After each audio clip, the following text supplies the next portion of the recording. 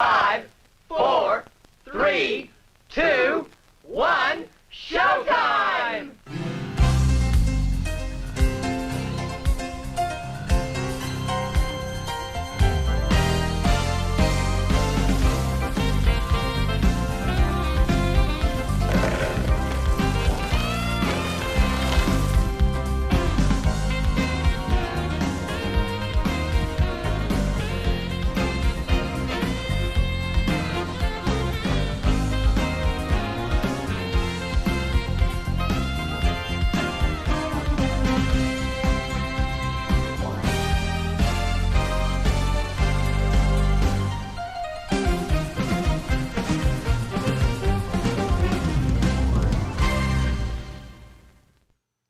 CO, hello, I am Cade, and welcome to Double Feature Movie Club. This is our 41st episode, and we're talking two really excellent films, both starring Robert Redford. It's Robert Redford night here on Double Feature Movie Club. We have 2013's All Is Lost, written and directed by J.C. Chandor, and then we have 2018's The Old Man and the Gun, written and directed by David Lowery. We have an excellent show ahead of you. We have as always, I'm joined by the wonderful Diane, my co-host. And this week, we have podcaster Josh Gammon here from So Many Sequels. How are you both doing? Hi, great, Kate. Perfect. Welcome, Josh. Yeah. Thank you. I'm excited to be here. I'm excited to have you on the show because I've listened to your podcast. I found it good, endlessly entertaining. So Oh, tell us good. more about it. There's the plug. Okay. Sure. Yeah. So I'm one of the hosts of So Many Sequels. We are so we're kind of a shifting cast. We have anywhere between 2 to 4 hosts that we kind of cycle through. We've been doing it for, this is year 5 or 6 now, I think. We started out, as the title suggests, just kind of talking about movies and their sequels, and we've since branched out into themes and new movies and all kinds of other fun stuff. So we're just chugging along over at SoManySequels.com. Yes, and we've had, Andrew's been on there and everything. He's one of the people. So Andrew's been on the show, been on our sister podcast, Cade and Friends, quite a bit. So that's how we know about you all. And of course, we went to the same university as well. That helps, yeah. So that's it's nice knowing someone else in the movie podcasting realm here in Tulsa. It is. And everything. It's a small world in Tulsa, at least. Yes. Yeah. So I it's really like you guys, and then we have the Film Fan Club's other one we have on quite a bit with the Sam Carrico over there. So Yep. I know Sam. Yep. Mm-hmm. So that's all I know of, really, particularly that's active in the. But love sharing each other's platforms and everything. I'm happy to be on here. Yeah, I really do like your show. It's really fun, and the dynamic that you all have is really great because years of friendship and everything really makes for good helps. Podcasting. It really does. It's such a key ingredient. Mm-hmm. Gotta like your co-hosts. Exactly. Diane and I like listening. Well, the only advice I have for people who are going to listen to Josh's podcast is be careful when you take drinks of water or really any kind of liquid because it can end up everywhere. You just can't, help yourself sometimes. Yes, not responsible for spilt milk. Exactly. Or and so, sticky keyboards, Yes, none of that.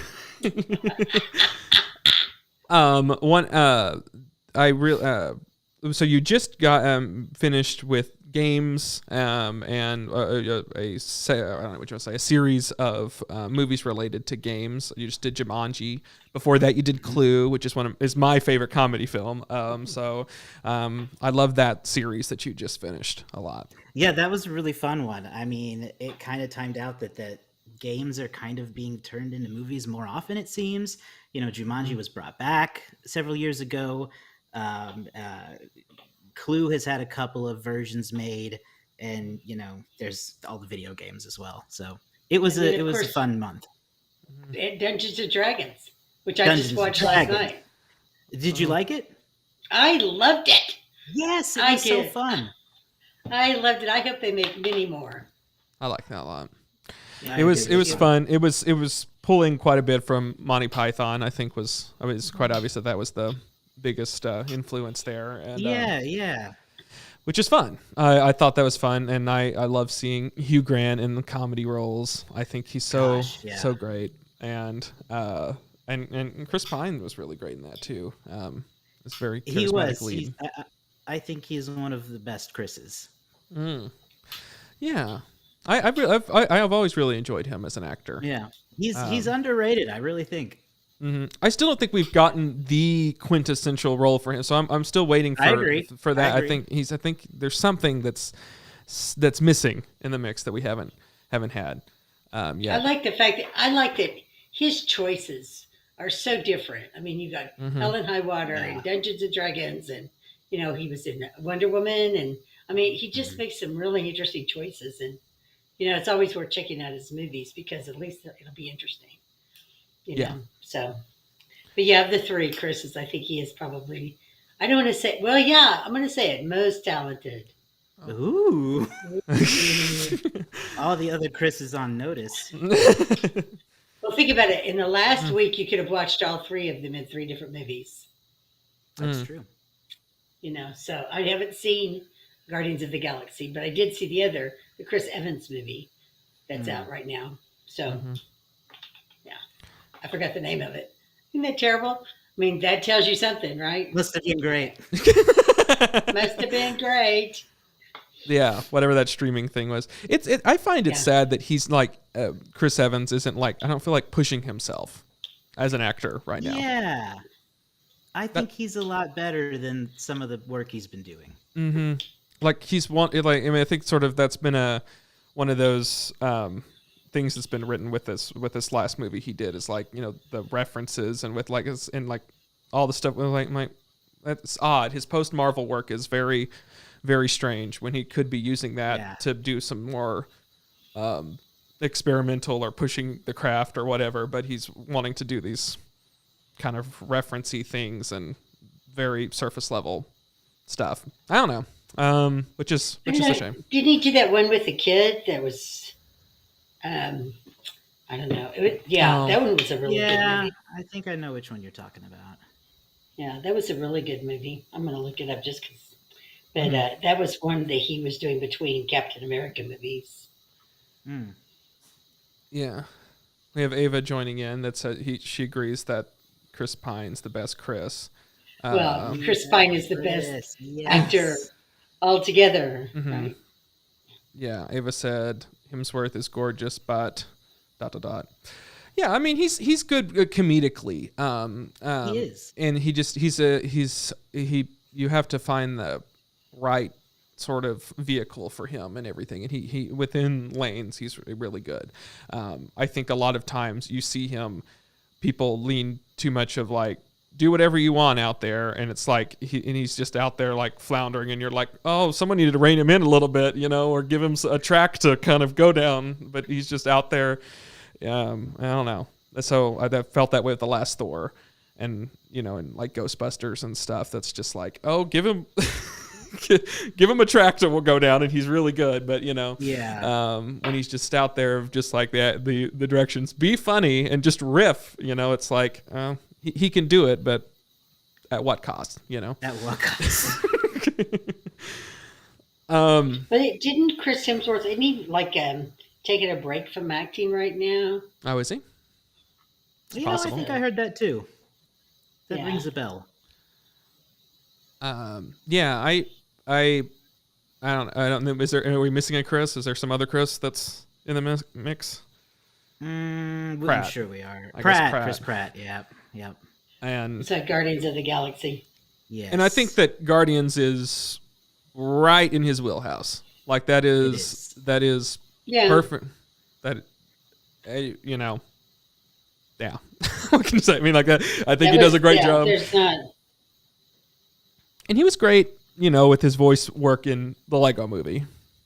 That's gotten him every single everything else. He But was that really good in the Lego movie. Yeah. And his performance as Star-Lord is truly like what he should be doing, I think. He plays like, I feel like an offshoot, like a less cool Star-Lord in the Jurassic World series, and it just doesn't feel real enough. But something about that Star-Lord, he just really leans into himself. And I think that's what's missing of like, that is right up every, like checks every box that is right in his wheelhouse. And I just don't think that Chris Pine has that role that hits all of the marks that he's great at. I do think he's the best Chris. And I do think that what he's done is excellent work. But I still don't think that he has that role yet. That is where he hits on all cylinders. Yeah, I agree. He's not quite found something to really make his own. Mm-hmm. But anyways. Well, we didn't think Ryan Reynolds ever would either, and look what happened. Mm-hmm. That's true. Yes. And then now he's just playing Deadpool to the end of time. Yes. Every movie he's in. Every movie he's in. Yeah. Which that's the sad thing. I mean, if that allows, Chris Pine to experiment and do all these different things, that's good. But yeah. I'm reading what Ava said. Maybe it was Star Trek. But since it was his first big role, you don't think of it as his wheelhouse. I think Star Trek, he's doing so. I mean, he obviously owes a lot to William Shatner. He's doing. I think he's morphing into William Shatner, but like I think the initial one he's doing Han Solo. So he's almost doing like this mix between Shatner and Harrison Ford, and I think that that's great, and I think he's actually well cast. I would in that role, but I don't think he's ever getting the opportunity to shine in that. But yeah, I would have to agree. I mean, I think he does a fine job as Captain Kirk, but I don't think I don't think that he could ever match William Shatner in terms of being associated with that role. Like, it was too big of a role for Chris Pine, especially at that time in his career. So he was bound to be always overshadowed. Mm-hmm. And I think his best performance in that role was the third one. I think that was finally where he kind of got this really interesting mix, and it was. I think he's aged as an actor incredibly well, and I think we're still chipping away layers to really explore the depths that he can do, and I really want him to play. I mean, like, I think of like a role that he would just do excellent in is like Armie Hammer's role in Sorry to Bother You, that type of like villainous, charismatic thing. I think there's something there that can really work well. So maybe something like that, where like a very charismatic villain would be interesting. Yeah, I could see him as a. Mm-hmm. I could see him that way. What was that comedy that he did with Reese Witherspoon? And Tom Hardy. Yes. I forgot what that one was called, but yes, there was a romantic comedy with where it's like they're spies, right? Aren't they spies? Yes, they are. Tom and Chris are spies, and they're fighting over the same girl. Mm-hmm. Well, there were parts of that where he got to show a little bit of that. Yes. Dark side. Yeah. Tom Cruise's role in Magnolia. Yeah. Yeah. I could see him doing that. Yeah. It's an interesting one. Well, great. Well, that was a fun conversation. Now that we've talked about all the Chris's. Now we talked about all the Chris's have been judged. Let's talk about the Roberts. Let's talk about the Roberts. So we're here today to talk about Robert Redford, who, I mean, my goodness, that man's career is just excellent. I mean, he is one of the great all-time actors. I know it's not a controversial statement to make, but it's just the truth. I mean, what his ability to just captivate you on screen is just just I don't know. It's unparalleled, really. You know what? My perspective of Robert Redford is quite different than you guys', obviously, because of my age. But he's 20 years older than me. Okay. When I was in my 20s, he was beyond hot. I mean, we were talking the Brad Pitt of that era, right? So anything he was in, think about them, Sundance Kid, Butch Cassidy and Sundance Kid, The Sting, all those movies, they were, everybody saw him. He was a real movie star from that kind of overlapping era. Barefoot in the Park, if you've never seen it, you have to watch it. But he's always been underrated as an actor. Yeah. Kind of the same way that Brad Pitt is underrated as an actor. And even now, if you look at his awards, et cetera, he's only had a couple of nominations as an actor. His Academy Award is for directing Ordinary People. It's not for acting. I think that's a fair comparison to a Brad Pitt. Yeah. Because he was always considered like the pretty boy, and the pretty boy can't be a good actor. And some of that, works in Chris Pine, against Chris Pine too, a little bit, because he's kind of considered a pretty boy. Anyway, I'm glad that we settled that here, because I had a note for The Old Man and the Gun. It was his final role, starring role, supposedly after from retire. He said he announced his retirement, but I had a note here just to make sure we're on the same page. I mean, Robert Redford is incredibly attractive, even I think to this day at that age, he is something otherworldly. I think he is kind of otherworldly. Even sorry about that. Even as 86, 87-year-old man. He played a 70-year-old in that movie when he was 86 or 85 or something like that. Yeah. Anyway, he even wrinkled in a otherworldly way. Yeah. And it was like he didn't give a shit if he turned into something wrinkled. It was like, okay, this is just who I am. But, and maybe that's a component of him that makes him so charismatic. Yes. And I mean, and people do age differently now than they did in 1980, whenever this is supposed to say, 70 years old then versus 85 now. Maybe there's a little bit of things there, but okay, we'll jump in here.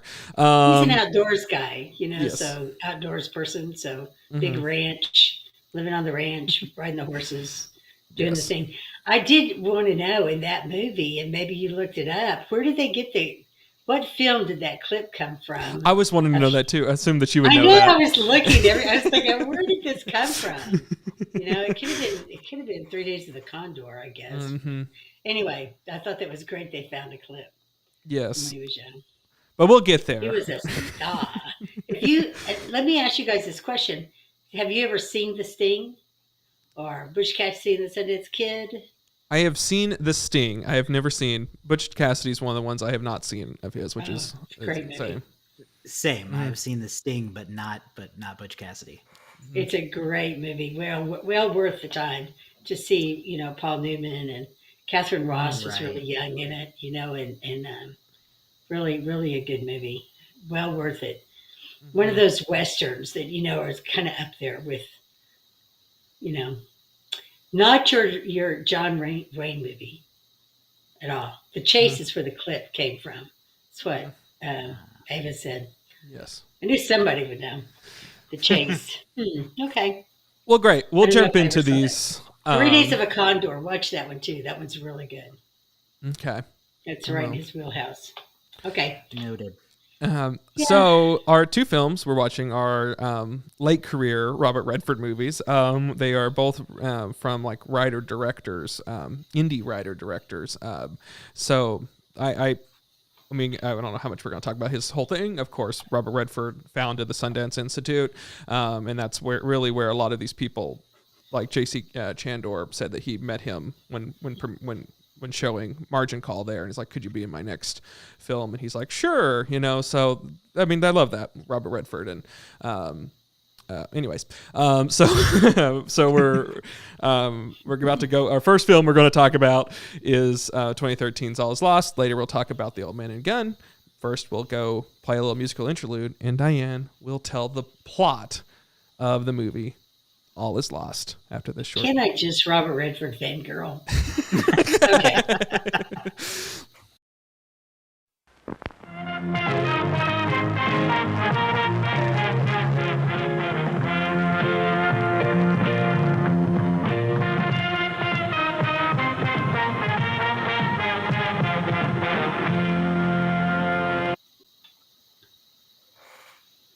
Okay, the plot for All Is Lost. Robert Redford plays a veteran mariner who is on a solo voyage in the Indian Ocean when he awakens to find he has had a collision with a stray shipping container. Kind of love that. Shipping container all alone in the ocean, and your boat just happens to run into it. With his radio and navigation equipment disabled, he sails unknowingly into a storm and barely escapes with his life. He then tries to get into a shipping lane to get rescued. And this entire movie is, I think somebody told me it had 41 lines, 41 words in it. And the entire movie is him on a ship trying to save himself. So with that, Cade, Josh, tell me what your thoughts are. Yeah, most of the lines would probably be in that opening, opening minute. We read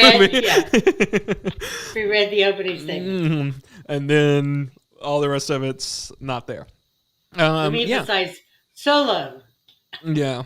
In the Indian Ocean. Yeah. He's the only person in the film. You know, when this movie first came out, I didn't watch it. I didn't want to go see it, even though I love Robert Redford and go see all of his movies. I didn't because it didn't have any dialogue. And I thought, I don't know that I could sit through a movie that has no dialogue. Yeah. And I could kick myself now that I've watched it. So, yeah, it got a lot of praise during the time. Like, I remember, like, he was nominated for a Golden Globe. It didn't really get Oscar. I think it won, like, something for sound editing or something, which, good. But because, I mean, the sound in this is pretty great. Pretty amazing. And it is.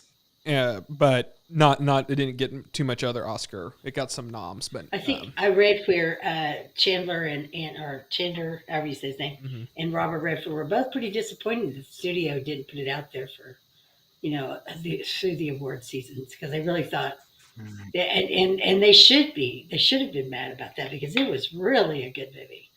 Yes.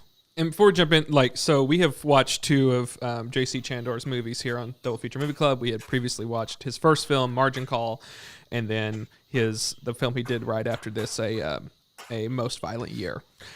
So we have talked about him quite a bit. Very variety of films, like both the Margin Call and a Most Violent Year, the ones that book in this. Very dialogue heavy. Very.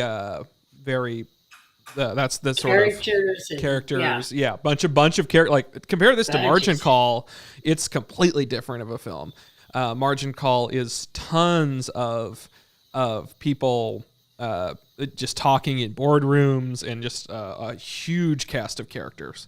And for him to go from that to something that is no dialogue, one character, is, I think, very, very interesting. And he's one of these directors that I'm, from our podcast, I've become very interested in what he's doing and what he's going to do next.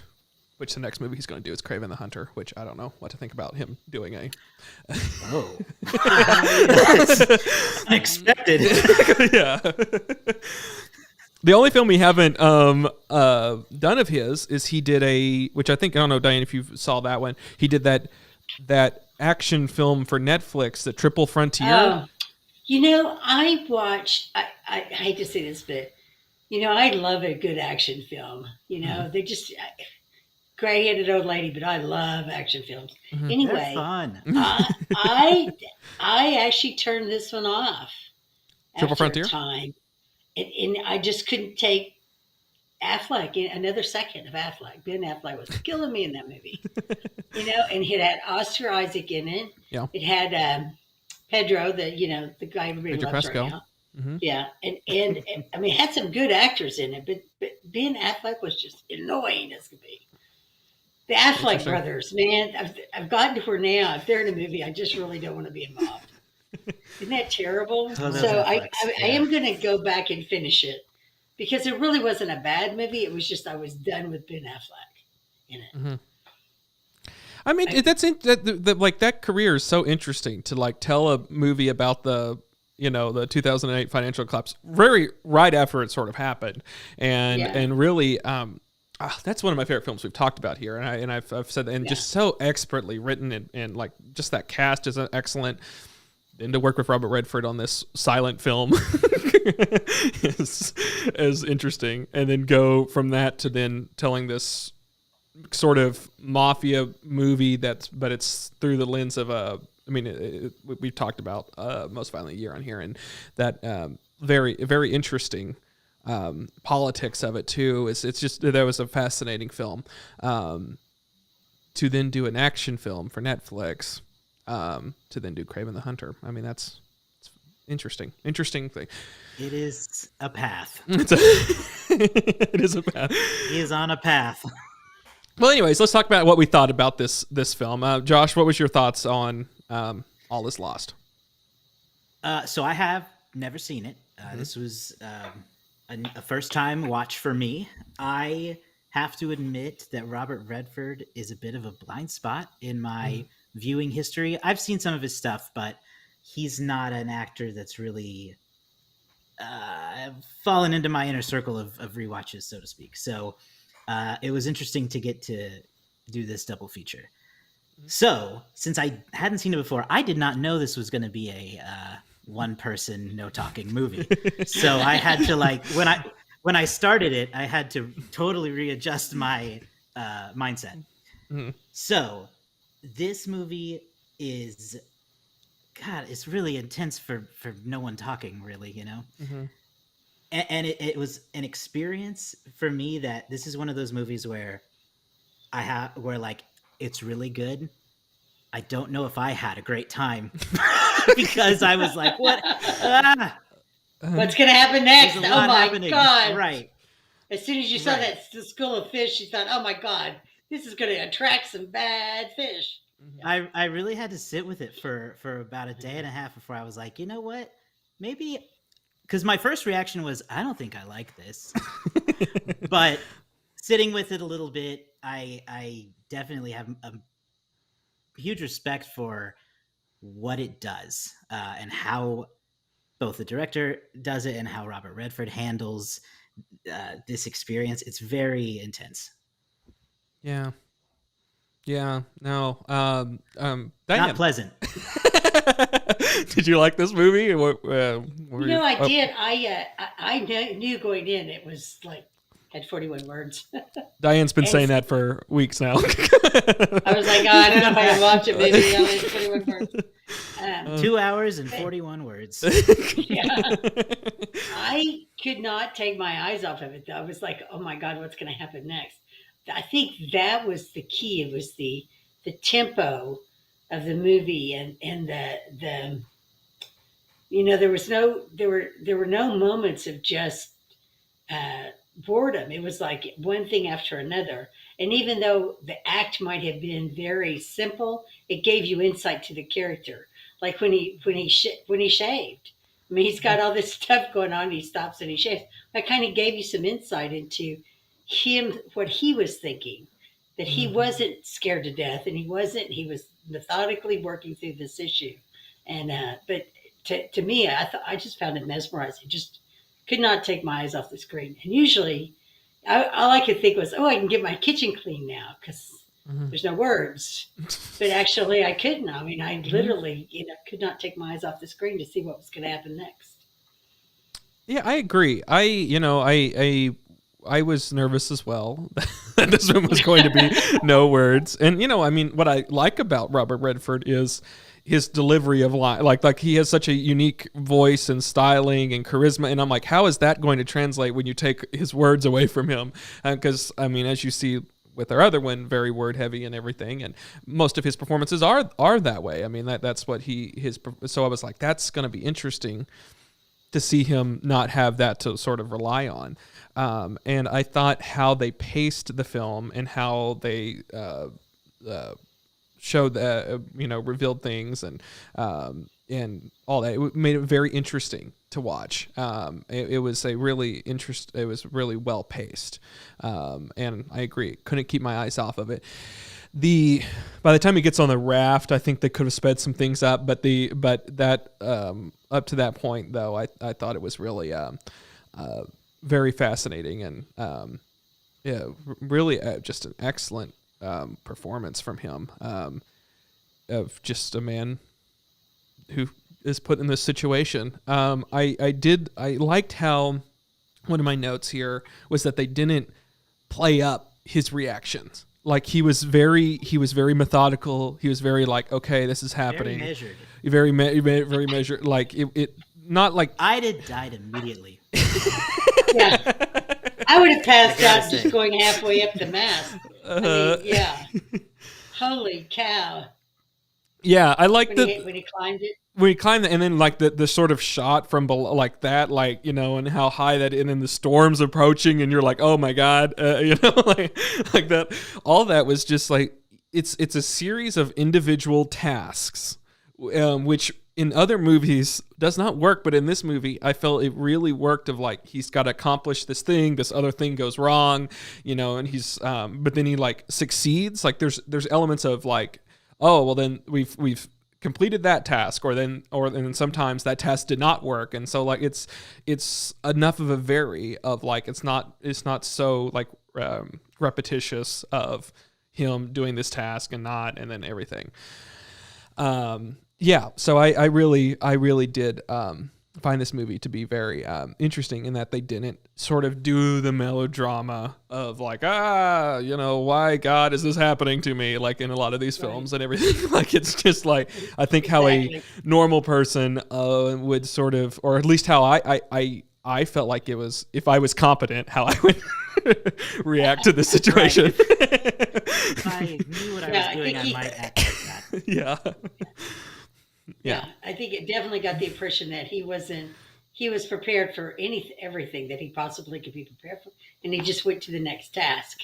Mm-hmm. Can I fix this? Can I fix that? Hanging over the side of the sailboat, trying to patch the hole. And I mean, it was like, okay, this is what I have to do next. And I kind of loved that part of it, that this is what somebody who had thought about being in this situation and what will I do if I'm in this situation, and even like trying to capture the water from the humidity. I mean, he was obviously prepared, but it does take you kind of on this journey of, I think, I could be wrong, from being prepared and being competent and knowing that you're going to be able to handle any situation to realizing that you're going to lose. Mm-hmm.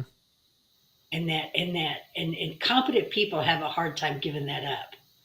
Yes. Because you, and I think that was what was interesting to me, is watching his character without words go through that. Yes. Go through all those steps to realize no matter what I do, I'm not going to get out of this situation. And that's really what you're slowly chipping away at, is him like being like, okay, I'll solve this. And then like, and this, and like, not really like, even though this is like dire situation, like this is not going to sort of, I'm going to be able to fix this in some sort of way. And I'm going to get myself out of it, to then that just slowly, like step by step, not working and everything. And, yeah, I agree. That is a really good way of putting it. 'Cause that's really what it's about, is when courage is lost or whatever, all hope is lost. That's what all is lost is about. The film opens with his message that he's sent out to loved ones. That's the opening of the thing, is a letter that he's written of how he's, all is lost. I mean, that's what the title of the movie is. And that's what he's saying is like, I'm giving up, essentially. That's the Yeah. whole thing. And so that's the crux of the movie, is how he gets to that sort of point. And knowing that ahead of time, what that does to an audience of being like, essentially you're going to see this guy who's incredibly, confident in what he's doing, or is taking what he has in stride, and that's slowly being chipped away. And that the sort of dramatic irony or tension that is, you're going to see this character eventually go through that path is very fascinating. It is. It's very, very fascinating. It's a hell of a way to set the stage. I mean, to start the movie with seeing that this character has already kind of more or less accepted his likely fate. Yeah. And then going into his journey of trying to survive. It's yeah. I kept thinking, is he ever going to catch a break? How is he so calm this whole time? It really is a testament to Redford's acting, and a good example of why he should have been more recognized for this, because of how he's able to express this journey without words. Yeah, And exactly. Even more than that, or not even more than that, on another thing to bring up is the fact, he's doing that at his age, being thrown into this water and having to dig. That's a lot to ask of Robert Redford to, this veteran actor to do what he does in this film. Yeah. It's quite. To be hosed down like that, yeah. Yeah. Any actor, but geez, what he goes through is pretty intense stuff. Yeah, Ava says that she considered it as a survival movie, Castaway and Adrift are better movies, in my opinion. See, I would have never, ever have associated this movie to Castaway or Adrift in that sense, because it's a different movie. Mm-hmm. It's a different situation completely. Did you find yourself talking to the character? No, I did did you not. find yourself going, don't waste your water, or, whatever. Yeah. Okay. I thought he was a lot more competent at the whole thing. Any advice I would give him would not be. Oh, yeah. Don't look at me. The one thing I was like, you should have known the stars and stuff beforehand. You shouldn't be reading all this now. But I'm like, I don't know that. So why am I? Yeah. I think the only time I really did talk to the screen, because that's a thing I do, was when towards the end, when he's waving the flare and he just gets ignored. And I'm like, I think at that point I said, is anybody gonna help this man? I know. You get to that point and I don't know how he kept going after that. Yeah. Yeah, well, that's when his it's the fact that he ends up he does all this too. Flare. It goes right over the cabin of that boat, and they ignored him. Which, hypothetically, getting slightly into spoil. That what likely was they did radio in or something that was the case. It's because they can't turn around that giant shipping or stop. You're right, and I said ignored. They probably didn't see it. The first one in particular, it's during the day.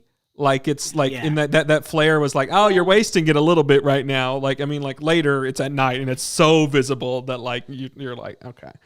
They are. That first daytime one is the one where that was where my all was lost. And boy, is he doing a great job. That was one of the few times from a technical standpoint that it did throw me out, because it's obviously green screen. And then he's standing perfectly still on a raft. He's just standing there, and it's just completely shot still, and he's just standing completely still on this. And I'm like, yeah. 75-year-old Robert Redford's gonna be sitting there just completely. Yeah, he could have did something where it was just Amy completely did say that Robert Redford did lose some hearing. Yes. And I did read that. I did read that of too. Hearing in one ear after being having that fire hoses sprayed on him. Yeah, he lost some hearing from this movie. I did not know that. It's terrible. Wow. Yeah, that is terrible. Oh, and we have a C. Andrew Nichols in the chat. Hi, everyone. Andrew's here. Hi, Andrew. Hi, Andrew. Must be Josh. Josh, you're the star, dude. Yeah. And the What can I say? yes, you're what got Andrew back here on the show here. But no, I really, yeah, I thought it was a very fascinating watch, and I thought, yeah, where it sort of rose and fell. But one of the notes I have is like it took him an hour and 12 minutes into the film to get frustrated. Like never until that point did he finally lose his cool, and it's all the way into boats got a hole in it, storm did all that. His boat has sank, and he's out on a raft for him to be like frustrated, which I just find that to be that was interesting, and then like that made it where like the emotions spread and it rises. Like if he had been frustrated the whole time, then that wouldn't have been an interesting film to watch. So I did like that they spread that out and let that be, it's much more enjoyable from an audience perspective to see someone play different notes. He went from being the guy who could take himself up the top of a mast to fix something on his sailboat to giving up. So what did you think of the end, Josh? The very end of it. Spoiler alert for anybody who's listening at this point, just in case. Yes. Ambiguous endings kind of drive me nuts a little bit. This one it definitely, I personally feel like it leans towards suggesting he is rescued. But I still wanted to see it after watching him go through this, what is to me torture. He handled it pretty well for a while. I just wanted to see him make it. So that's one of those, I don't know. The movie was, the ending was a gut punch to me a little bit. Yeah. I think that's what the and I think that was intentional. Yes, it was totally intentional. I don't think it was bad. I just think it did punch me in the gut. You mean you're ending it now? Yeah. Yes, I don't get to really see what happens. Because the other interpretation is the hand that's reaching down for him is the hand of God. So that could be it too. So ambiguous, I think, is a good way of putting that. Yeah, I mean, I do think it's he then has that courage at the end, or however you want to read. I think it's a very fascinating film, and I do like a sort of open ending to it with a movie that's so sort of about personal whatever. I thought that was it leaves it kind of open and doesn't. I found that to be very interesting. So they shot this same studio, same place that they built for Titanic, that giant water facility that in Mexico that was built for Titanic and used rarely, but it. I did not know that. That's a fun. Yeah. It was. And Andrew had said that a good portion of the script was improvised. Yeah, I think it was only 5 pages long. All 41 words, you think? All 41 words. I thought, how am I going to watch a movie that's 41 words? And then 30 minutes into it, I thought, oh my God, I'm not going to be able to take my eyes off this. Of course, it is Robert Redford. It's a great little fun fact, though, because with a movie like this, it does make you wonder, like, how much of it is Robert Redford improvising, or how much of his specific movements are scripted. So it's interesting to see that they're mostly improvised. Yeah. Go ahead. I was just like how you had to you'd think that each part would be planned like somewhat like he's going to go in for this thing and and it had to be you couldn't just I don't know. I don't know that's also very fast. And then I was interested in how they did what the interiors had to be, how they had to be built of the boat, and then how they had to do the edge. I don't know. I mean, from a technical standpoint, this film's also we haven't really talked about that. From a technical standpoint, for such a small sort of film, it's impressive. And it really is relies quite a lot on Robert Redford to be like, okay, sure, I'm game for whatever you're gonna put me through. I'm going to be in the water all day again today. Yeah. Okay, then. Honestly, yeah, any movie shot on the water is a feat to me. Like that's technically a really impressive thing to do. I'm still kind of fascinated to learn that the Titanic tank still exists. I'm gonna definitely rabbit hole Google that later. Yeah, it's some studio. It's Deja Blue or something called something weird like that. Some blue. Yeah, I don't know. Yeah. Anyways, Cameron probably has an interest in it. Probably. The only place where I kind of got thrown out of it was I couldn't figure out after the cabin was full of water. How did his stove work? You know, that kind of. I was like, what? So yeah. Anyway. Yeah, I didn't think about that. Yeah, I'm a chick. Can't help it. I like the barrel roll that it Oh my god! Yeah. That was the one that like startled me more than anything. Yeah, I mean that was impressive. Just how that had to be the whole boat, like, and then him being slung up to the ceiling and down to the ground. I wonder if they had a stunt guy for that. I think that's a stunt because you don't see him. You only see a few shots of Robert Redford going and then like of his face. I do think that was a stunt guy, but still, some stunt guy had to be thrown all about a cabin of a boat, which is that was interesting. Yeah. Including screaming. That was the moment of where he crossed over into frustration. Yes, that was the frustration point. That's what I was referring to. Yeah, the where he screams the F word there. Which, yeah, he's great. Robert Redford's great. They destroyed 3 sailboats in the making of this movie. Interesting. Oh, really? I will say what pulled me out of it had nothing to do with the movie and everything to do with the platform I was watching it on, which was Tubi. Oh, and to have this, you know, I don't want to say silent movie, but dialogue this movie be interrupted with ads at random parts was really bizarre.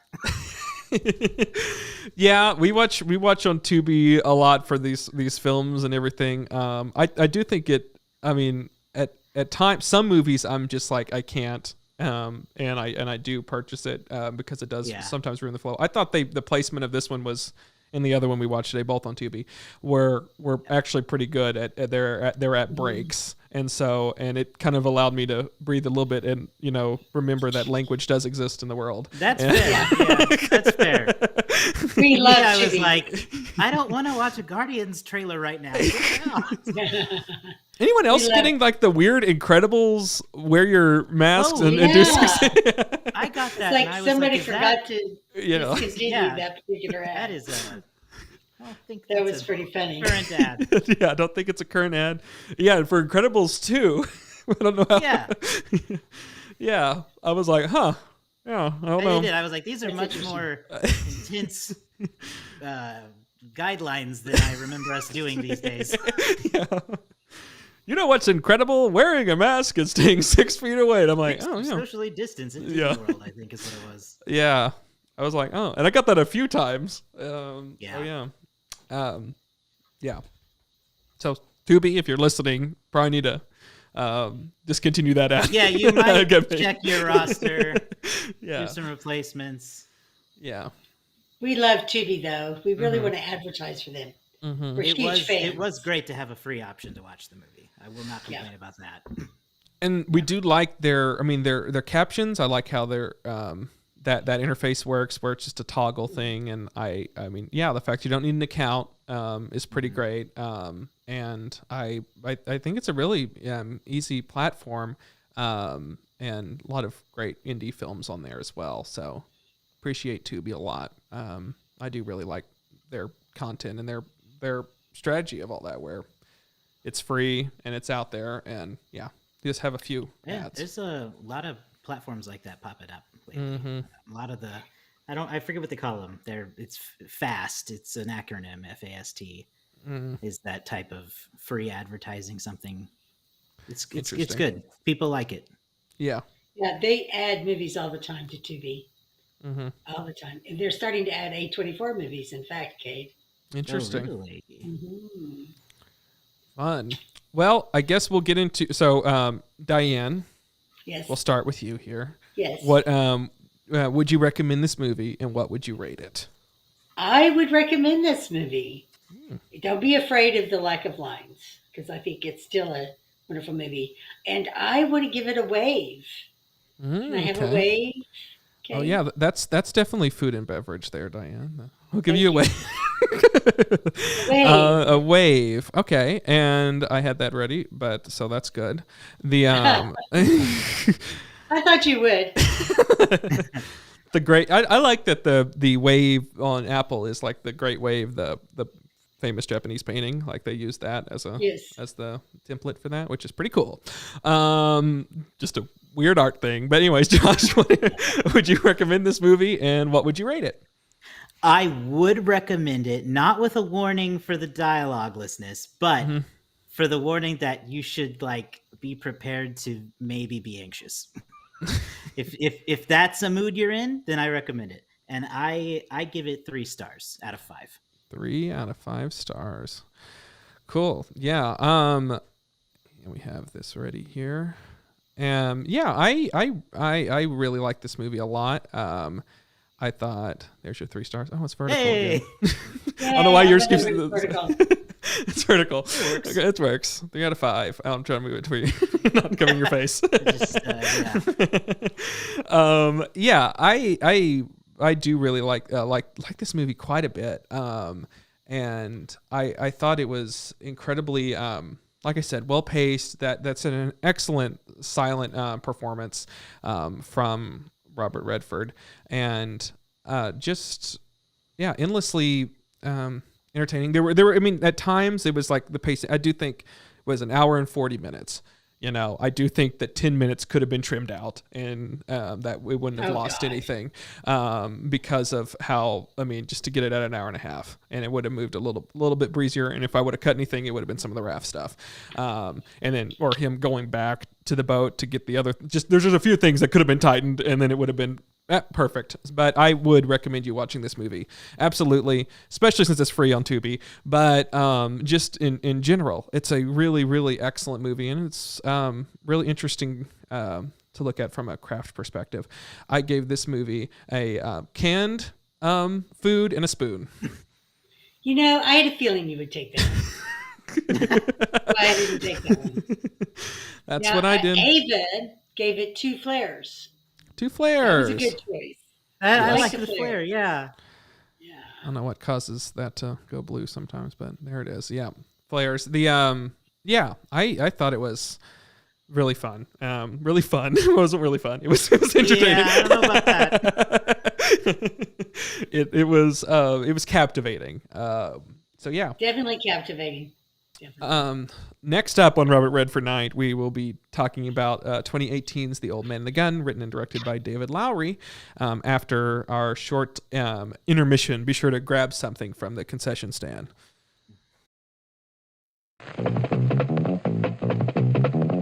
Good evening, ladies and gentlemen. It's intermission time. All these delicious treats are waiting for you at the refreshment stand. Delicious fresh popcorn, ice-cold cola, and candy you know and love. They're all ready for you now, so you won't have to miss any of the feature. Come and get them. And now, on with the show.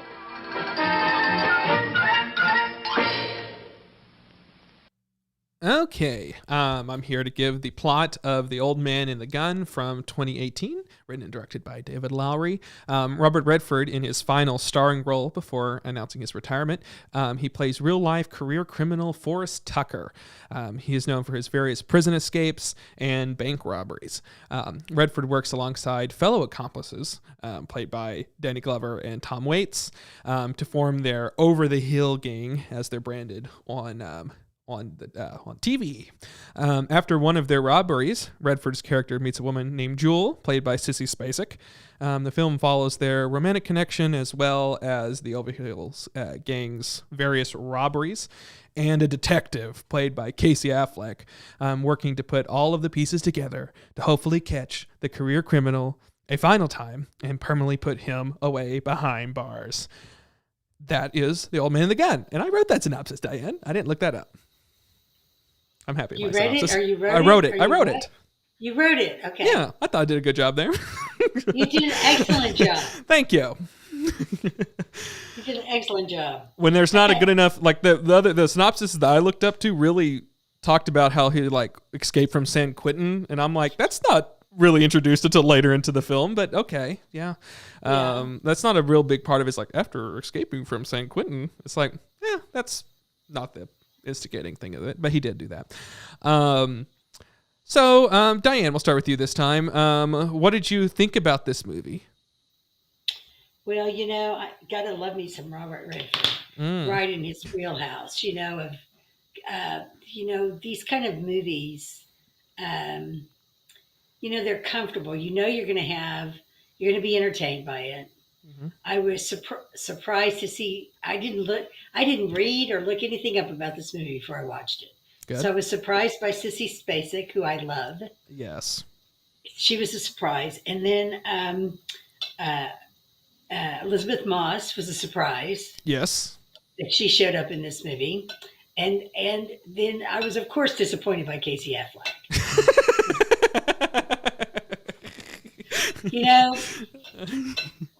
There's just poor Casey. There were so many actors in Hollywood. You think they could have found somebody, but no, we had to get Casey Affleck. You know why they chose him, right? I have not a clue. Okay. Well, first off, Diane, did you like this movie? I loved it. I really did. I really enjoyed this movie. This is the kind of movie that it kind of took me back to the 70s and 80s where you got these kind of movies, where I got some news to break to you, Diane. This is written and directed by the guy who did A Ghost Story. Oh, of course. So Diane did not like A Ghost Story, but yes. It was Casey Affleck's best movie, though, when you think about it. I don't care if he did win something for Manchester by the Sea. It was still his best movie, the Ghost Story thing with the sheet. Mm-hmm. Yeah. Manchester by the Sea is great, though, in my opinion. It is. Yeah, it is a good movie. But, never mind. I'm going to we want to talk about this one. And I love the fact the guy's name is Forrest Tucker. Mm-hmm. I mean, come on. It's like the man of his generation. I loved it. And I loved Robert Redford in this role. Kind of the throwback to the Robert Redford role.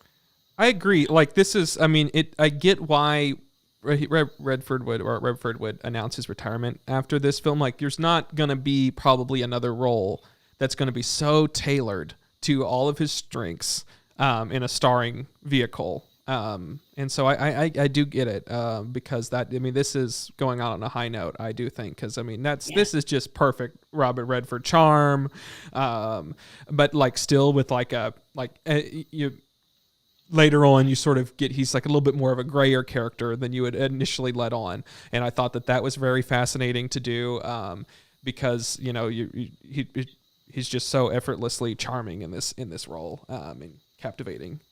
Anyways, a lot more words in this movie than a lot. And, a lot more than 41. Dennis, Danny Glover is in this movie. Yes. He plays part of his gang. Mm-hmm. I love this. What they call him in the movie, the old Over the Hill gang. The Over the Hill gang. Yeah. Mm-hmm. Who is the third person of that gang? Tom Waits. Oh, really? Mm-hmm. Yep, it was. Yeah. And I do think one of my notes is that I do think they were underutilized, especially if you're going to hire Danny Glover and Tom Waits to do. Tom Waits had a few things to do in it, but Danny Glover, he got shot once, and that's the only thing his character really did. He was the one who turned him in too. Yeah. He's the one who flipped. Yeah. But and Tom Waits is the one that pushed him to do a more, dangerous caper, I guess is the right way to put that. And Keith Carradine was in it. Too. Mm-hmm. Very small role. And one of the walk-on small roles. Yeah, a lot of interesting small roles. That was one of the notes I had as well, was the fact that I when this movie was advertised and like promoted and everything, it was very front forward. This is Robert Redford's final film, like that was pretty much what they marketed this film around. And also it was the fact that it had Robert Redford and Stacey Spacek, who really doesn't act too often anymore. And so she's like, back, and this is Robert Redford's final role, and it's Stacey Spacek. And, I had no idea that anyone else was in this movie of note. And so each time, like, people kept coming in, it was like, I didn't, that's odd that they did not advertise that at all. I felt like that this had like a really interesting supporting cast. But yeah. Anyways, Josh, what did you think about this movie? Yeah, I enjoyed this movie a lot too. It's really fun, which is, I'm glad I watched this one second because it helped to kind of make me feel a little better. But it's really fun. I thought that, the cast is great. I also didn't know a lot about it going in. This was a first watch also. I knew a little bit more about it than I did All Is Lost, but I wasn't aware that it had such a deep roster of great actors in it. I will say I don't love Casey Affleck either, but I do kind of like that he's essentially the bad guy in this, even though he's the cop. So it's kind of helpful that I already don't like him. Because when a movie is... When you have to root for a criminal, that can be a tough sell sometimes, right? So it's helpful that he's just... And Redford is just... Forrest is just in a silly, goofy mood. Robin Banks. Yeah. When he just smiles, I don't know. It's great. It's so much fun. I love how each of his quote unquote victims in the movie are all like leave like, I don't know, I kind of felt better after the interaction. Yes. I love that. And the fact that like they were just like, yeah, it was bad or whatever, but I don't know. He made me feel comforted and like, I don't know, he had this charm about him that and you can see Robert Redford. Yeah. And you can see Robert Redford in real life would probably be that way too. It was very Take my money. Yeah. On screen, when they put Casey and Robert Redford on the together in a scene, I think that really worked because Robert Redford just completely outshined Casey Affleck, and so you needed that kind of actor, I guess, to be in a scene like that. Couldn't be somebody who could be on the same footing with Robert Redford. And to have that sort of unconfidence or what, like something, like that sort of whatever the word is for that, he's like the fact that he's literally comes into the bank that Casey Affleck is in, and a robbery happens, and he robs the place, all while Casey Affleck doesn't even know. And the fact that he's like, upset with his job and his place and everything, and like, to sort of pair him with this uber confident Robert Redford, and then this sort of put upon Casey Affleck I thought was brilliant pairing. I thought that I don't know. I agree that but I like Casey Affleck when used properly, and he's someone who, for whatever reason, I think he routinely gets used properly by a lot of directors and writers. Like he routinely somehow gets these roles that are right, I think, in his wheelhouse. And he's really great in it. And I thought this was another one of those films he was pretty perfect. But that's just me. That's just you. But okay. I mean, like compare this and Manchester by the Sea and A Ghost Story. I thought he's excellent in all three of those films. He certainly was in A Ghost Story. Effective. Mm-hmm. Yeah. Yeah. I mean, what, he was in it for all of 2 minutes. The rest of the time, it could have been anybody under that sheet. Who knows? Anyway. I don't sense any tension over the Casey Affleck conversation. Yeah, whatever. Last season, it's not Casey Affleck. It's the movie. Just to clue you in, Josh. Last season, we have at the end of the season, we have our rankings of our top films and our bottom films. A Ghost Story landed in Diane's bottom films, and it was in my top films, and so that was wow. to show the difference there. You could not have gone farther apart. No. That it is a divisive movie. Mm-hmm. That is fair. Mm-hmm. Yeah. It is fair. Whereas this movie is This not. movie, though, not divisive. This one's fun. This is I do- entertaining. I Good like story. Love the outlaw who doesn't want to live within, the confines of a normal life. Even when he has a chance to have a normal life. With Stacy. Oh, shoot. Jeez. I may have to drop off. Is that yours? Yeah, that's my fire alarm. Uh-oh. Okay. I was like, whose fire alarm? I know. I took my headphones off too. Yeah. It might be the batteries going out. So, anyway. Okay. Live. I'm going to mute myself while you guys talk. Okay. You gonna check on it, Diane, or? I'm just going to go see if anything's on fire. Okay, yeah, that's a good. That's a good. Sure Good. that everything's good. Okay. But yeah, I'll mute you, and yeah, you mute you. Okay, great. We'll carry on our conversation here as if nothing's on fire in Diane's I'm sure world. this is a common thing. Yeah. Diane's camera will be occupied. I just love how Ali on Diane's camera is completely unfazed. It's like, this is whatever. Yeah. Could not care less. We'll look at some of the comments here. Ava said, I wish it wasn't in that blue text. Let's see.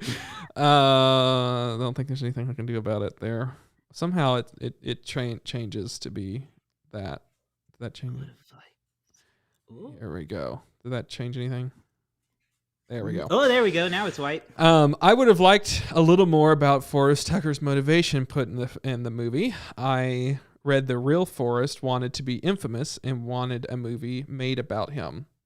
That's interesting. That is interesting. I do think that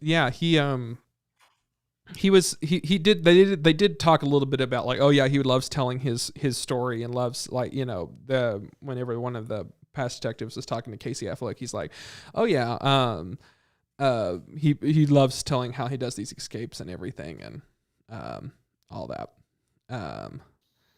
Yeah, I think that a little more motivation would have been good to have too. There's definitely more to the story, I think, than what we saw in the film, and I would love to now go back and read the book it was based on. I saw it was written by David Gran, who wrote Killers of the Flower Moon recently, and that was a great book and hopefully a great movie. I'm looking forward to it. So I would love to go back and learn about the real story now, because it sounds like it's got a lot of good twists and turns. And it's interesting to tell the story only from this final chapter in his life, like that. Yeah, that is an interesting look at that. But these people obviously exist. This type of career criminal who, I mean, it's sort of harkens back to like a movies of yore. I mean, like that. But he's sort of a relic of a different time. Right. But certainly that I think that I don't know. I watch it and I see a lot of older generations and sort of his role of like, well, he's not gonna, he's a floater and he goes around to these different, like, I mean, I found one of the interesting parts about it is Elizabeth Moss's character. And that was sort of where the movie sort of takes a turn where they kind of are reevaluating that character of like, yeah, it's not all sunshine and roses. He kind of leaves a devastating path along where he goes, like in like leaving, he's fell in love, or he's swooned these women along the way and everything, and did the whole whatever, that American myth or whatever of this type of man. Women in every port. Yeah. Yes, and so that I found that to be fascinating. And like whereas like a movie of before around this time, like if this is obviously being like older films and like but it wouldn't have taken that really nuanced take at that character of like, yeah, it's romanticized and yeah, he's interested, I mean, and yeah, everyone's captivated by him, but there is a dark underbelly to this guy that is also very fascinating, and it paints a better picture of this character than I think other films would have or have done. They would have just showed the romanticized side of it. That's true. Yeah. I don't know. Diane, are you okay? Are you on fire? No, I think the are we good?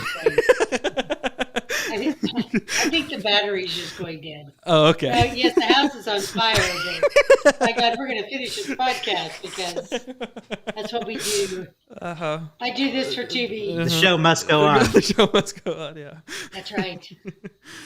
Well, great. Yeah, no, but I don't know if anyone has anything to say about that, but I thought that, yeah, I really liked the sort of, there was a darkness and a charm to him. Like, they was both are accurate, and I really liked Elizabeth Moss in that one scene that she's in of just coloring that character of, like, I don't care what happens. He was my father, and he never cared about, had any interest in my life and everything. Him and my family and everything was just one of this whole string of cons or whatever he's done along the way. I thought was very fascinating. Yeah, I think you make a good point about making sure that they include some of the darkness in his character. I don't know that other films would have done that either, because it is important to remember that, like, it's fun, but this man was a criminal and, like, probably ruined people's lives. So, like, he wasn't great. We have to show a little bit of the darkness that filled him, caused him to rob all these banks and escape from prison so many times. Mm-hmm. Yeah. And I thought that this was a good combination of, I don't even know what you would go. It's kind of a crime film of of that sort of, it's very sort of folksy and kind of wholesome-y, like, casting Robert Redford and Sissy Spacek was intentional in that sort of way, I think, of sort of hearkening back to, what older generations would find comforting and everything, but still telling this in a way that is very modern. Like, it is a very sort of modern take on this, like not just the pacing, but also the coloring of these characters. I thought that combination, I think David Lowery did a really excellent job of combining sort of the wholesomeness and sort of a modern sensibility to it that made it a very fascinating watch. You got any other notes, Diane, that you want to touch on this? I didn't take a lot of notes in this movie because I really was just kind of enjoying it. I hate to say that, but I watched it last night, I watched it this morning, and I really just enjoyed watching the movie. It was a nice, I don't know, it was a nice take on that type of movie.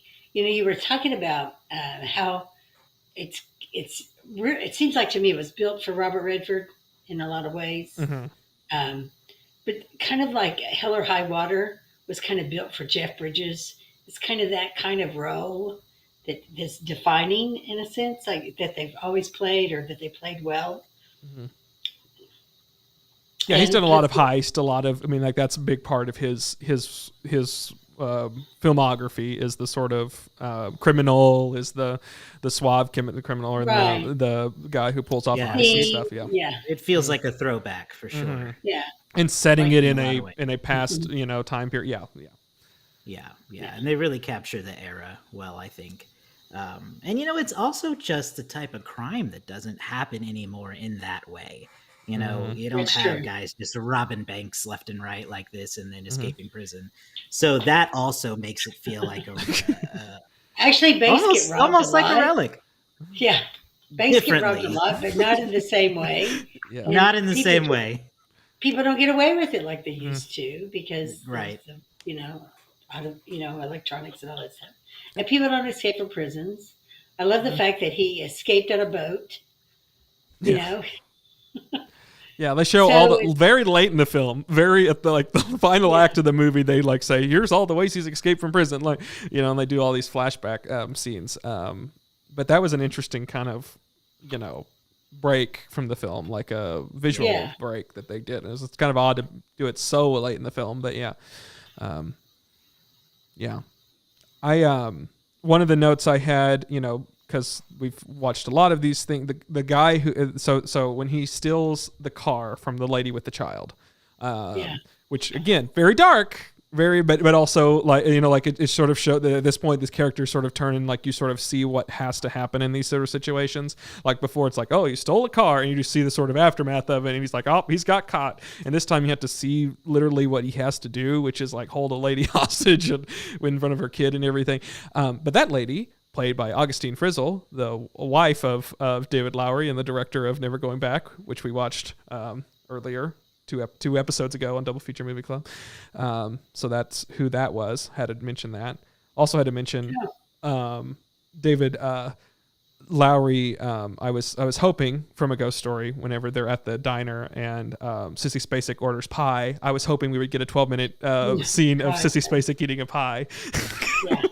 Yeah. Which movie did Lowery do first?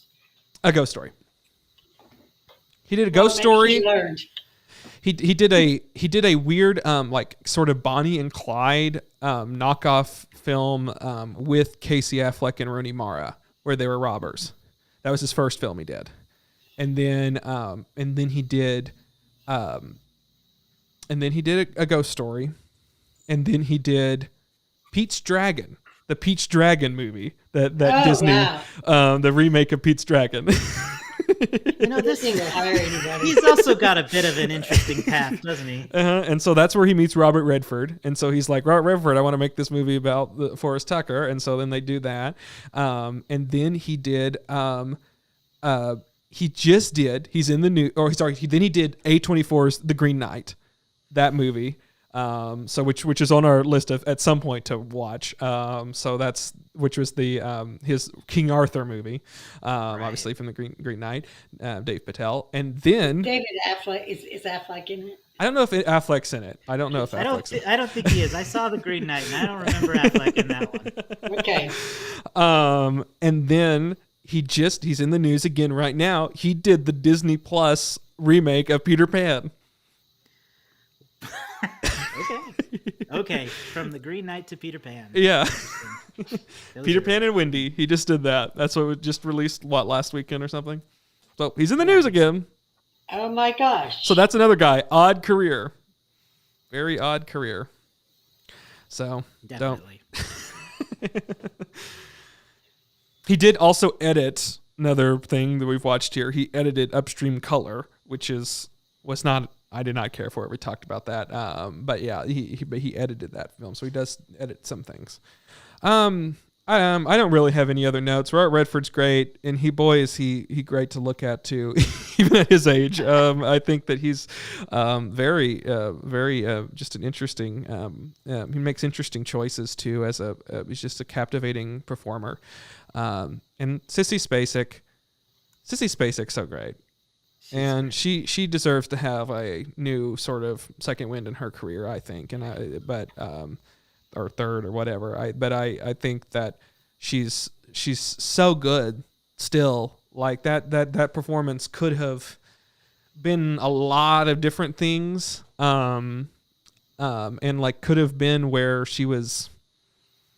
I mean, she's essentially conned, I guess, but you don't ever feel that way from like it doesn't feel, it seems like she plays it with the confidence and with I mean she's heartbroken herself, and it's a very nuanced performance for being sort of what is essentially a secondary romantic character, which I thought was excellent. I mean that's excellent casting, and she's also very unique and interesting to look at on film.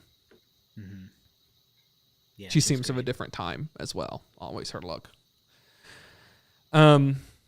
You guys have anything to say about Sissy Spacek? Not that you didn't say it. I would echo all that. She kills it. Mm-hmm. She is great to watch. This is another movie that I feel like, despite it being pretty critically well received, didn't get a lot of awards attention, which is kind of a bummer because I feel like with this being Redford's, as far as we know, final film. Mm-hmm. I thought it'd get a little more. I mean, I did see he got a Golden Globe nomination, and that's great. But I thought there'd be a little more recognition for it. Mm-hmm. Yeah, I agree. Should have. I think it's because they tried to. I think it's because of how it was marketed. Because I think they went for the money instead of the prestige with this film. I think they marketed it as, here's a throwback, caper, heist, romance kind of film, 4 quadrants movie that used to exist in like the 70s and 80s. Right. And And Robert Redford's last role. And it's Robert Redford's last role. And come out, boomers, to see your guy do one last thing. And it was like, no, it's kind of it's last heist. Yeah, one last thing. And just kind of a FYI, he's from the silent generation. Yeah. Just so you know. I knew that was going to get a rise out of Diane. And I said it. It's helpful when you know the generations outside your own. And which one are you in again, Kate? I keep forgetting. Yeah. The I don't know. The avocado toast one? We got to tread on that every once in a while. We got to do that whole thing. Got to. We do. That's why we're here. That's why we're here. That's why we're here. Got to do that whole song and dance for everybody. But so I think when marketing it that way, certainly you can, get people to the theater, but you're not going to get like the awards committees to be like, this is worth, what it should be, which I do think it was a half that and half sort of elevated A24-esque. Like it was whatever, half and half. It was equal parts, those two things. It was, yeah. And I think that that's also hard to sell. Like you have to pick one or the two to sell. And like, would the A24 crowd have come out to see Robert? They would have said it was too straightforward of a film. So it's like so I get why they marketed it that way.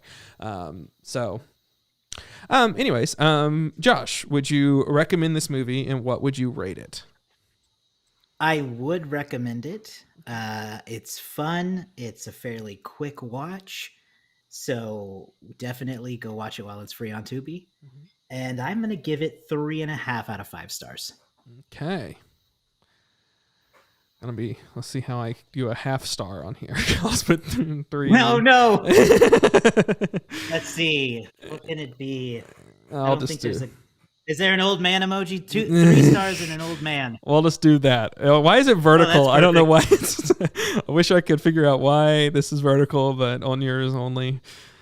Oh well. It works. Oh, there we go. I'm fixing it. There we go. Nice. 3.5. That's how it's going to have to be. Love it. Diane, would you recommend this movie and what would you rate it? I recommend this movie, and I really want to give it a bank building, but I'm not sure that's fair to you. Bank building emoji. That's good. It's the building that has the dollar sign. Dollar sign, yeah. So you would recommend this movie, Diane? I would recommend this movie. Definitely would recommend this movie, just so that you can, see Robert Redford and Sissy Spacek on screen together. Yes, they got great chemistry. I mean, they do. They're great actors. So, I would highly recommend watching this movie. I think it was really great. Give it a money bags emoji is what I'm giving it. It's between that or what Ava put, which she put the horses. 3 horses. For Sissy. Mm-hmm. He did ride on a horse too, so yeah. He did. That was his goal every time. Yeah, I liked, we didn't mention him too much because he's really not a huge part of the film, but he's there. Danny Glover. I love that Danny Glover just does small films. Like he has a whole storied, acting pedigree himself, and he's just like, yeah, I'll come in and do that. Like I think of like Sorry to Bother You, where he's in it, and he just just love how he's taking risks still at this age of actors. Like other people, like a Redford is retiring and only does sort of elevated roles, but Danny Glover will be he does these great supporting roles, and it's no roles too small for him, which I appreciate quite a bit from an acting perspective of how he'll come in and put himself in these interesting roles. He was in the last Jumanji movie, right? So great. So yeah, that's. But anyways, highly recommend watching this movie. It's free on Tubi. It's an hour and a half. It's real breezy. Like I thought that this movie was fun, but also had some gravity to it. I agree. Plus, you get to see these old sedans. Oh yeah, the old all the old I cars. love the cars. A lot of great set pieces and new cars. Yeah. Because they're in the car, and you're like, you see the camera panning around, and you see all the cars like lining the streets, and I'm like, that's a whole thing that they had to do for just the background of this shot. And I know, and they actually wrecked the side of one of them, which I felt kind of sorry for it. But it was the old metal car, man. It didn't even stop it, Yes. So yeah. Well, that was Tarantino was saying it was for Death Proof. He was talking about how these movies where they had to buy these old vintage cars and everything, and they're like, and like their owners are like, okay, I'm glad it's going to a good place. I've restored it and done all this stuff, and and then they're like, yes, thank you, and they're like, it's going to be in a Hollywood movie. That's great, and they're like, and then they're just like, and they're gonna smash it into a million pieces or whatever, or like that one where they just have it hit this car, and it's like, yeah, that car is in pristine condition for decades just to be smashed on film. Yeah. Great. Well, that is our two films for Redford Night. We're going to head into preview time, where we'll talk about next week's upcoming attractions.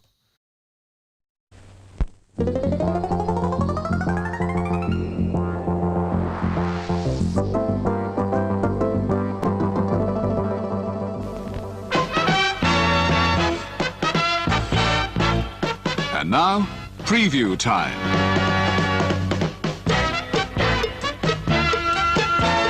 When it comes to entertainment, you can't beat a good film. So let's take a look at what's coming your way. Okay, let's take a look at what's coming your way. Well, here on Double, these are old, drive-in bumpers and stuff. They're so fun. Makes me nostalgic. Yeah. Reminds me of being a kid. Yes, a lot of fun things, a lot of from defunct corporations that don't exist anymore. But so anyways, next week on Double Feature Movie Club, we have two films that we're calling 80s themed, being that I guess we couldn't even call this one 80s because of the setting of the last film. But we have two films that are odd. They're essentially just because they're 80s themed. They're both thrillers, I guess, but different types of thrillers. We have 2014's Cold in July, which is a crime thriller starring Michael C. Hall and Sam Shepard and Don Johnson. Great cast. And where can people find that, Diane? On Tubi. Oh my goodness, it's on Tubi. I love it. It's free on Tubi. Free on Tubi. Well, great. I love Tubi. Yes, Tubi's continued to be our friend here. This seems intentional at this point, but yeah, but they've got a sponsor at this point, I think. We need a sponsor, and we think Tubi should be our sponsor. I think so. I think it's great. And then our other film, which is 80s themed somehow or another. We have not seen any of these movies, so when we sometimes broadcast these as odd thing. I think this one has some weird VHS thing or whatever and whatnot. It is a horror thriller from 2016, and it's called Beyond the Gates. Very indie film. And Diane, where can people find that one? On Tubi. Okay. Okay. Fantastic. Love Tubi. Okay. Well, that's good. I honestly thought a lot of these ones you would have to have. Tubi's really they've stepped it up this season quite a bit. Obviously. For our films, they knew what we were going to do. But no, it's fascinating because a lot of these were like, you have to rent them. And so, because they're not on any streaming service.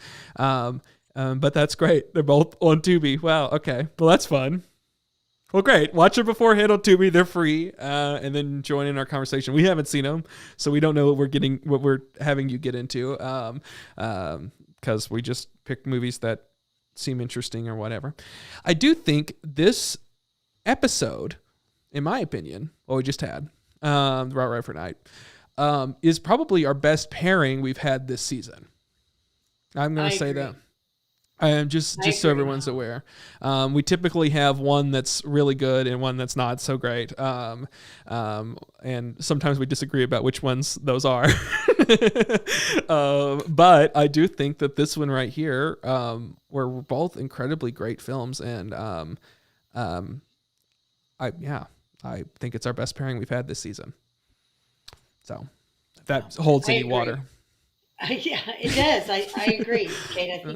I think we should try to do that kind of pairing again. You know, that are good pairings. 2 good movies.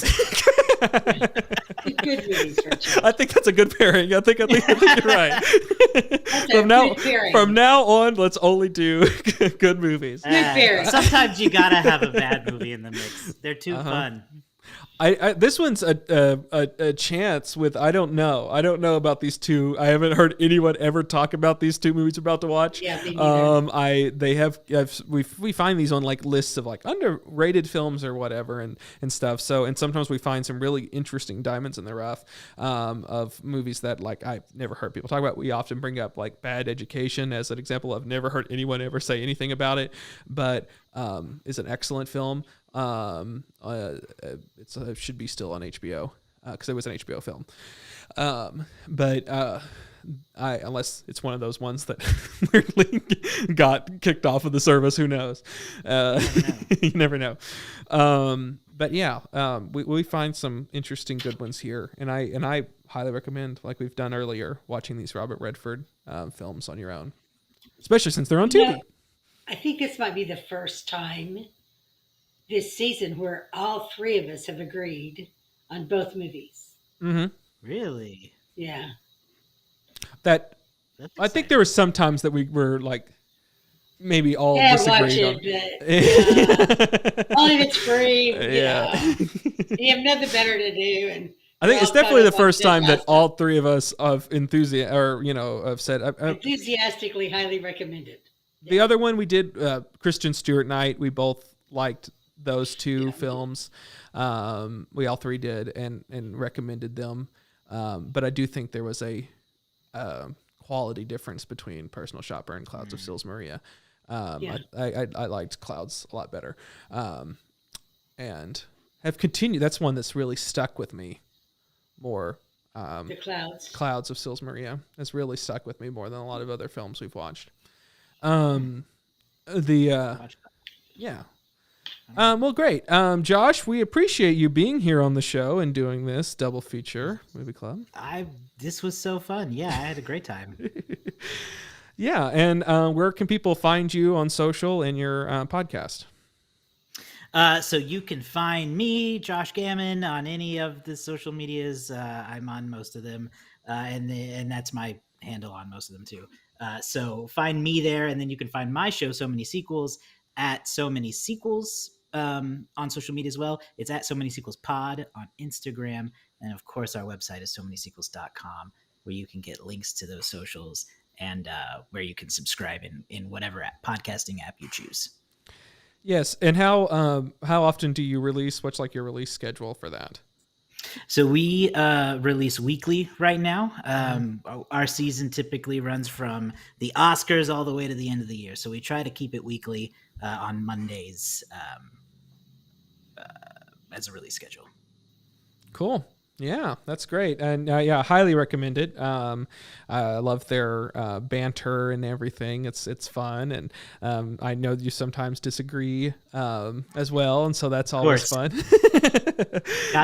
Got to, yes. You can't just talk about, agreeing every single week. That's not a good show. Mm-hmm. Yeah, so I would highly recommend checking them out. So many sequels.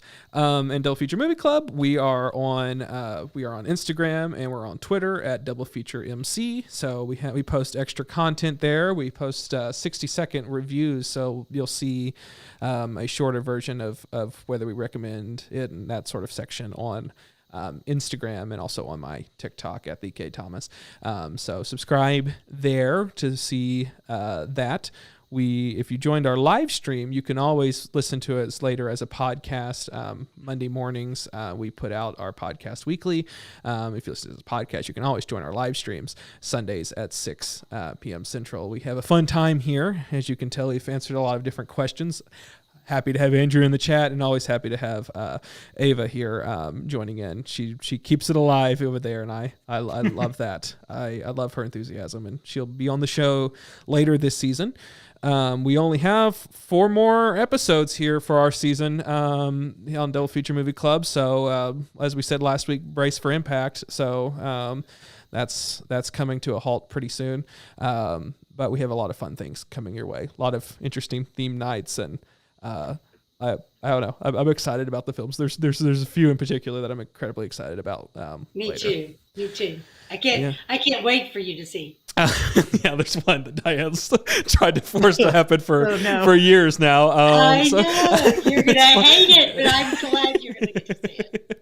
So be excited for people who've listened to our show. She's brought it up a few times, and so, but we can't spoil that just yet about what that is. But yeah, so stay tuned. We'll be here next week. Once again, we are watching Cold in July and Beyond the Gates, both of which are on Tubi for free. So watch them before and then join us in the conversation. We'd love to have you join. Thank you, Josh. Like and subscribe. Yes, like and subscribe. Hit all the buttons. Also do that over at So Many Sequels. Like and subscribe. And rate them 5 stars. Thumbs up, all that stuff. But yes, thank you, Josh, for being on here. Really appreciated it. Thank you. Great. We'll see you all next week. Bye. Bye. Bye.